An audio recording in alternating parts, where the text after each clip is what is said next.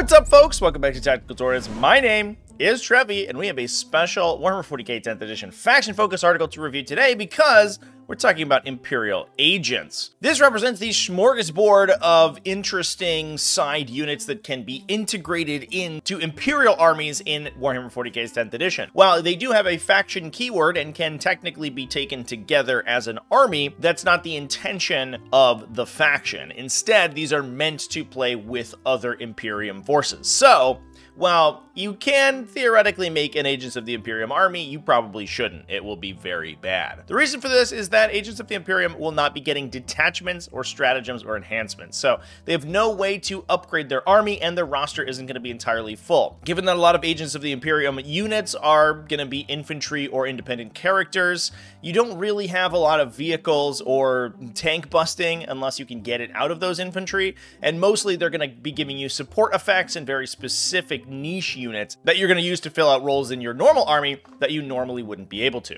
Now, these are separate from your normal units that have your normal faction keyword, and as such, they won't benefit from your army faction abilities or detachment rules. So, while they can be played with your army and they don't break anything, unlike previous editions where taking them in inopportune slots in your force roster would kind of destroy your army synergy, that doesn't happen anymore, thank goodness, but they don't benefit from these synergies that the rest of your army will have. They're mostly going to operate independently. Now, the number of these units you can take in your army is mandated by the assigned agents rule. This gives you a cap on the number of retinue and character units that you can include depending on your game size. 1 for incursion, 2 for strike force, which is going to be the normal game size for 40k, and 3 for onslaught. In addition, there are some restrictions on assassins becoming your warlord. That's the only army ability we have for these guys. It basically just allows you to take them in other Imperium armies, so they don't have any army or detachment rules specifically. So we're just going to dive right into their data sheets without really needing any additional context. The first one we have is the Vindicare Assassin. This is the big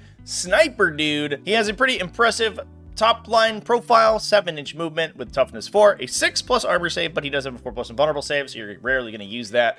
4 wounds with a 6+ leadership and OC value of 1. This guy's not a super impressive fighter. He's not particularly survivable. He does have the lone operative ability, however, so he can't be fired at outside of 12 inches, as well as infiltrator and stealth, so he's -1 to be hit with ranged attacks and can deploy out ahead of your army outside your deployment zone, 9 inches away from enemy models or the enemy deployment zone. His special abilities, however, are really where things go absolutely crazy. If he scores a critical hit with his ranged attacks, he gets +3 to the damage of the attack and forces a battle shock test on one enemy unit that was hit by 1 or more of these attacks. Importantly, the attack doesn't have to kill anyone, you just have to hit them, and it doesn't care what type of enemy unit that you shoot. So if you fire your rifle at a tank, hit it, and spang off the side, you're still going to be forcing battle shock tests on them. So the Vindicare Assassin, especially against low leadership enemies, can just be used as a point-and-click battle shock test forcing thing. He just forces one on you on a 2+. Once per battle, he can also load a shield breaker round. This is when he selects targets for his rifle specifically. He can't do it with his pistol, and gives him the ability to ignore invulnerable saves for that single attack. So importantly, this has to be loaded before you pick your target, and it has to be loaded before you know whether or not you hit or wound with that weapon. Unfortunately, you do have to call it ahead of time, which probably means you're going to be dumping some command point rerolls into this guy to make sure he hits with that shot. The rifle is the headliner. That's the weapon he's going to be using most of the time, and like the pistol, it has the precision and devastating wounds and the aforementioned ignore cover keyword. So it is AP3 that's basically going to be AP4 a lot of the time since he's going to be firing through cover. If he stays stationary, it is heavy, so he's going to ignore hit penalties because he already hits on a 2+, so he's going to be able to ignore 1 -1 to hit that the target might have, basically being able to shoot through stealth. With devastating wounds, he's really hoping that a critical hit gets scored because not only is he going to trigger his dead shot ability, he is also going to convert all of that damage into mortal wounds. So if he scores a critical hit, he's going to be doing D3 +6 mortal wounds between 7 and 9 to the target, which is pretty insane.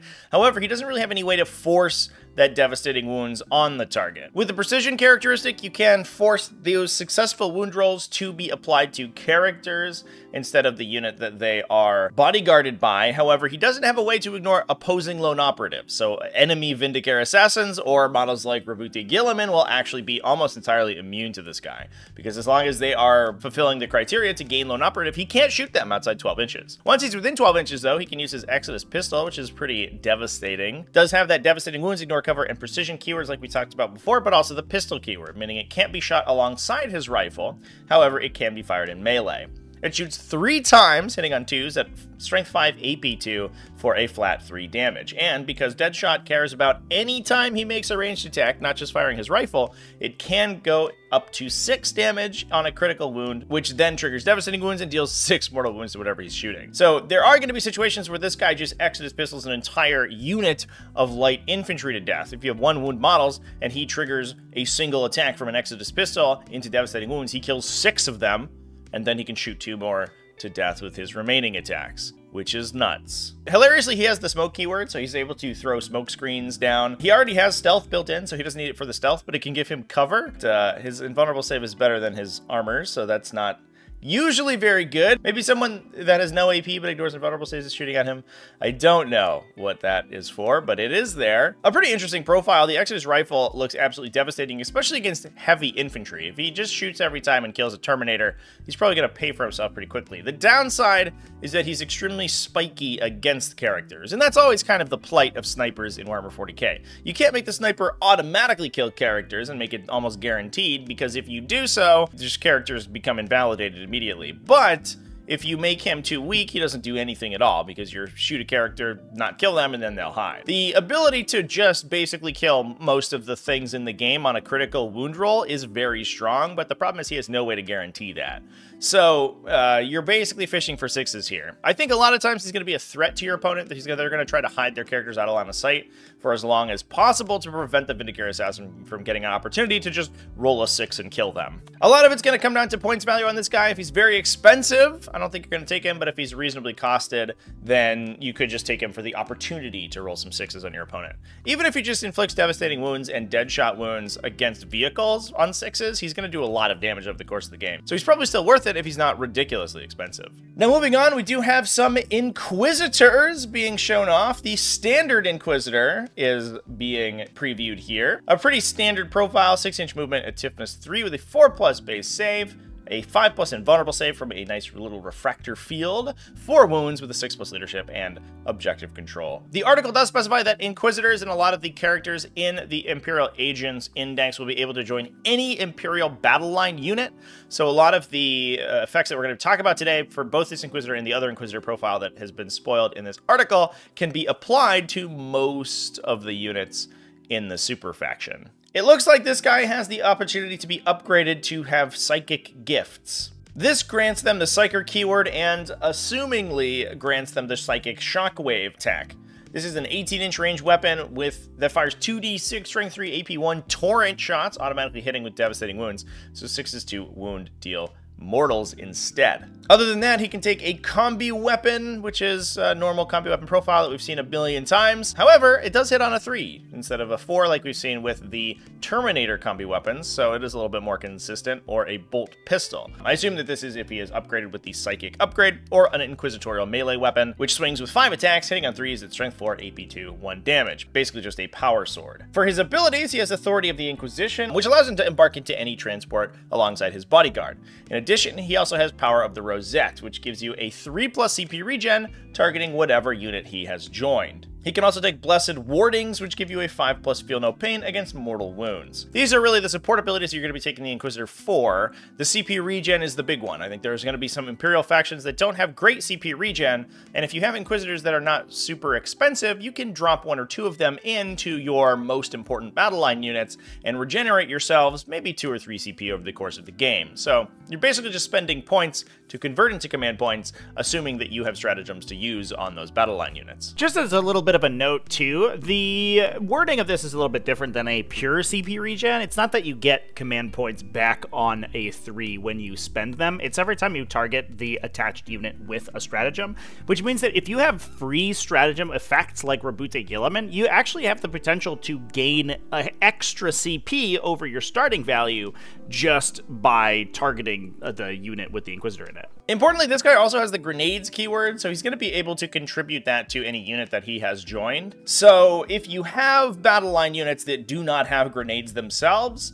I don't know how often that's going to happen in the Imperium super faction, because most Imperium units have grenades, but it is something to keep in mind. We'll move on and talk about the other Inquisitor before we talk about the last datasheet that has been spoiled in this article, and this is Inquisitor Greyfax. She has a similar profile to the one that we see from the normal Inquisitor, but goes to a 3+ save instead of a 4+.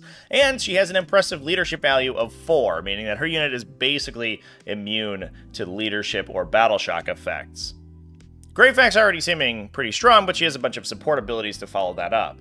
She has Authority of the Inquisition, just like the normal Inquisitor, but also the Sioculum ability, which grants ranged weapons in her unit the Anti-Psyker 4+ ability. This is kind of nuts. As far as I can tell, any unit with a Psyker joined into it gains the Psyker keyword. So, for example, if you have a unit of Space Marine Terminators with a Terminator Librarian in them, the entire unit is going to have the Psyker keyword, meaning that whatever Greyfax is equipped with deals critical wounds on a 4+ against that entire unit. If you can put her in a unit that has a devastating wounds effect already, it absolutely ruins psychic enemies. Even the ability to do this against things like greater demons, so Be'lakor, Lords of Change, things like that, or even a lot of Tyrannid units that are big monsters that also have the psychic keyword, Greyfax is going to rip these types of units apart. And while this is incredibly powerful, to be honest, I really like it. I like that there are these independent characters that now have these very impactful abilities, but because they only impact a single unit, you can kind of include them as a flex pick if you really want to. She also has the No Escape ability, which forces non-enemy monster and vehicles to take desperate escape checks as if they were battle shocked if they fall back. So even if they're not moving over models in her unit, they are still going to have to take that check. In addition, if they already are battle shocked, potentially because she charged them and killed a bunch of them, then they will get -1 to their desperate escape check. So they're going to be dying on a 1 or a 2 instead of just a 1. In combat, Greyfax is no slouch either. She has the Castigation ranged weapon, an anti-character 4+. Importantly, this also, but just like the anti-psyker effect, will apply to an attached unit as well. So if she's firing at a unit that includes a character, she's going to be critical wounding on a 4+, and she has the devastating wounds characteristic. So she's going to be applying them 3 mortal wounds every time she rolls a 4 to wound. It also has the precision ability, so it's going to be able to deal those mortal wounds or normal damage to the character in the unit. Interestingly, a psychic weapon. She is a psyker herself, but has no psyker abilities, which is pretty wild. It's an 18-inch range, 1 attack, 3+ ballistic skill, strength 8, AP2, 3 damage, gunshot, and is ultimately pretty dangerous. Condemner Stake is a anti-psyker 2+, with a similar brace of abilities, devastating wounds, precision, but this time rapid fire. This makes it fire 1 attack out to 24 inches or 2 at 12, hitting on 3s at strength 4, AP0, 1 damage. Now importantly, unless there is something that says she can only take 1 weapon or the other, but I think this is a combination weapon because the Condemner Stake is the crossbow on top of the bolt gun that she carries, which I assume is Castigation. Then she'll be able to fire both of these at one time. So she can attack up to 3 times, 1 3-damage attack and 2 1-damage attacks. But if she's firing at a Psyker character, she can potentially be inflicting up to 5 mortal wounds against that character on pretty reasonable wound rolls. So that's scary. In melee, she's also pretty solid. She has a Mastercrafted Power Sword, attacking 4 times, hitting on 3s at strength 4, AP2, 2 damage. Greyfax is an interesting character. It definitely seems like if there are Psykers in your local metagame, if you're playing against a lot of Psyker enemies, or a lot of character Psykers that are joining units, Greyfax can be a little bit of a flex slot to go into your army to make your most powerful ranged battery absolutely destroy them.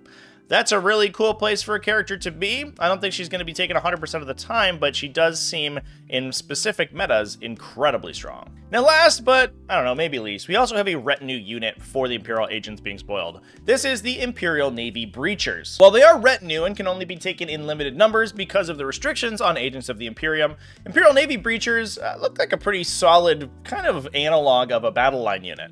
They have a decent profile with a 6-inch move, toughness 3, a 4+ save, which is fairly impressive given that a lot of 4+ saves were reduced to 5+ in this edition. A really terrible leadership value of 8+, unfortunately. However, you're going to be able to attach a character to them because you can put Inquisitors or whatever inside them and then improve their leadership value, and an OC value of 2, which is impressive. They have the Breaching Team rule, which is a rule basically that we've seen a lot of times in the past. It gives them reroll 1s on their attacks, and if you attack an enemy unit within range of an objective marker, you get full rerolls to wound instead. Now, importantly, this is a direct analog to the Genestealer version of this ability. We've seen it on other units where it impacts only melee or ranged attacks, but the Genestealer ability, idiosyncratically, it affects both, except Genestealers have no way to make ranged attacks, so it doesn't matter that it works on ranged attacks. Here it sure does, though, because not only do they have some decent melee weapons, they also have a lot of shots at range. We do see the front side of the card and see the potential weapon upgrades. One model in the unit is automatically upgraded with an Endurant Shield, which gives them a 4+ Invulnerable Save.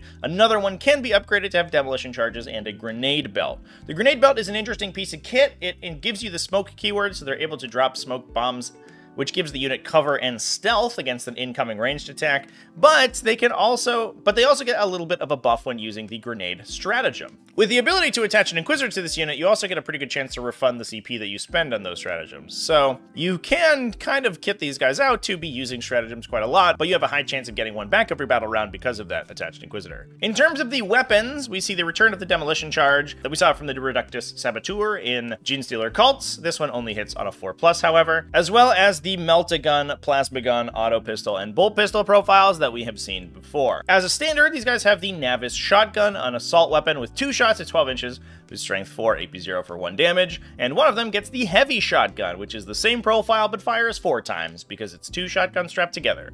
In addition, they can also take a Navis Las Volley. This is their normal heavy weapon and is an 18-inch range gun, hitting on 4s with 4 attacks at strength 6, AP 0, 1 damage, basically a multi-laser, essentially. In melee, they have a wide variety of profiles. Normally, they attack with 1 attack, hitting on 4s at strength 3. They can also equip the Chain Fist, which unfortunately for them hits on 5s with only a single attack, but is strength 6, AP 2, 2 damage, with the Chain Fist's characteristic anti-vehicle 3+.